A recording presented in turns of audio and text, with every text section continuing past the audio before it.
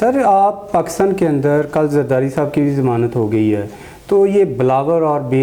مریم نواز کا کیا مستقبل دیکھ رہے ہیں پاکستان میں سیاسی طور پر؟ دیکھیں، میرے خیال میں ان کا جو مستقبل ہے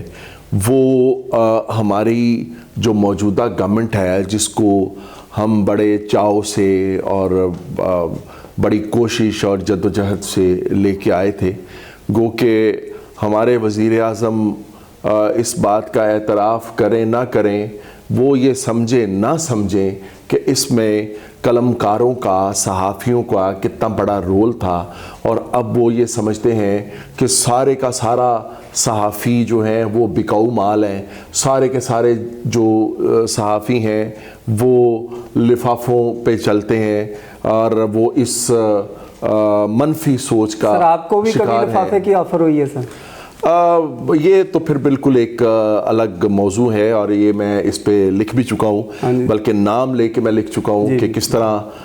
جب آصف زرداری جو ہیں وہ پریزیڈنٹ تھے تو انہوں نے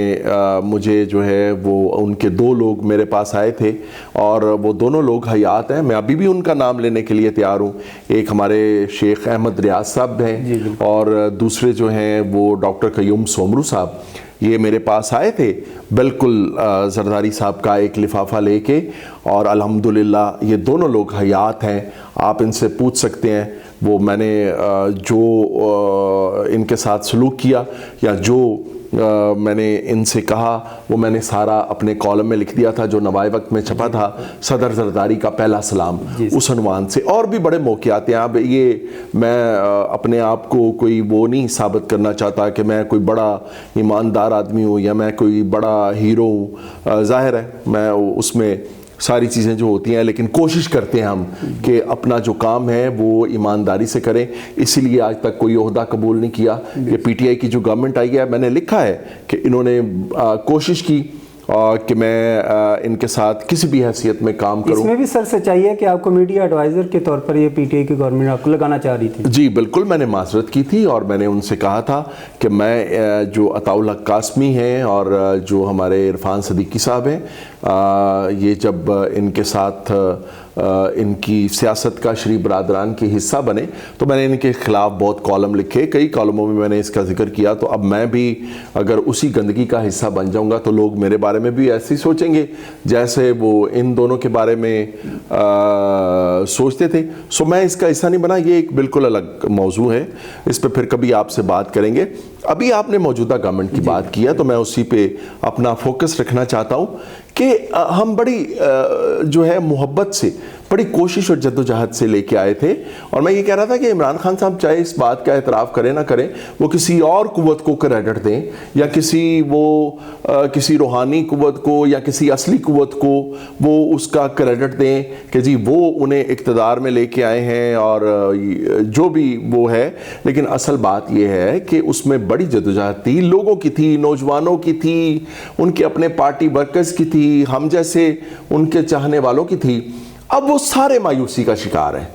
اور مجھے نہیں پتا کہ ان سے خوش کون ہے، کون سی قوت ان سے راضی ہے، مجھے تو اس بات کی سمجھ نہیں آتی، کیونکہ ہر معاملے میں نا اہلی کا مظاہرہ ہو رہا ہے، اور کوئی چیز جو ہے وہ ایسی ابھی 1.25 سال میں سامنے نہیں آئی جس کی بنیاد پر ہم یہ توقع کریں کہ اگلے جو 3.25 سال ہیں وہ ہمیں کوئی بڑی خوشخبری اس قوم کو ایسی ملے گی کہ جیسی عمران خان نے جو ہمیں خواب دکھائے تھے اس کے مطابق وہ خوشخبری ہوگی۔ گو کہ ہم دعا گو ہیں اس کے لیے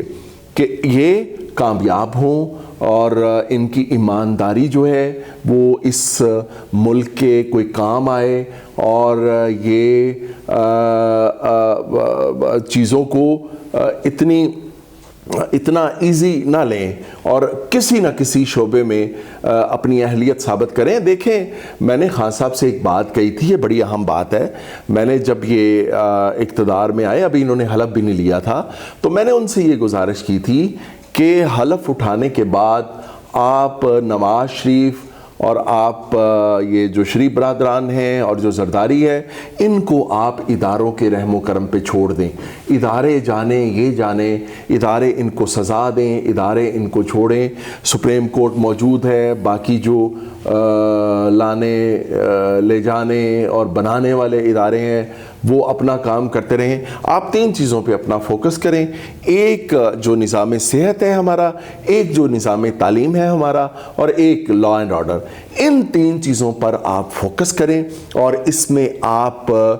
لوگوں کو مثبت رزلٹ دیں اور بھول جائیں کہ یہ نواز شریف کیا کرتا رہا ہے, یہ زرداری کیا کرتا رہا ہے, یا باقی جو لوگ ہیں وہ کیا کرتے رہے ہیں. وہ ادارے انہیں پکڑ بھی لیں گے اور انہیں سزا بھی دے دیں گے, لیکن آپ اپنا فوکس ان 3 قسم کے جو نظام ہیں ان کو ٹھیک کرنے پہ رکھیں. افسوس کہ خان صاحب نے یہ 3 شعبے تو کیا, کسی بھی شعبے میں ابھی تک کوئی ایسی اہلیت کا مظاہرہ نہیں کیا کہ ہم ان کے ڈھول بجائیں کہ جی بہت بڑی تبدیلی جو ہے وہ آ گئی ہے. میں جو آخری بات آپ سے کہنا چاہتا ہوں وہ یہ ہے کہ ان کا جو مستقبل ہے, جو سوال آپ نے کیا تھا کہ جو بلاول کا مستقبل ہے, جو مریم کا مستقبل ہے, یا جو شریف برادران کا مستقبل ہے, وہ موجودہ حکومت کے ساتھ جڑا ہوا ہے. یہ جتنی نااہلی کا مظاہرہ کریں گے اتنا ان کا مستقبل روشن ہوتا جائے گا. یہ جتنی اہلیت کا مظاہرہ کریں گے, یہ جتنی کارکردگی دکھائیں گے, اتنا ان کا مستقبل تاریک ہوتا جائے گا. جی سر.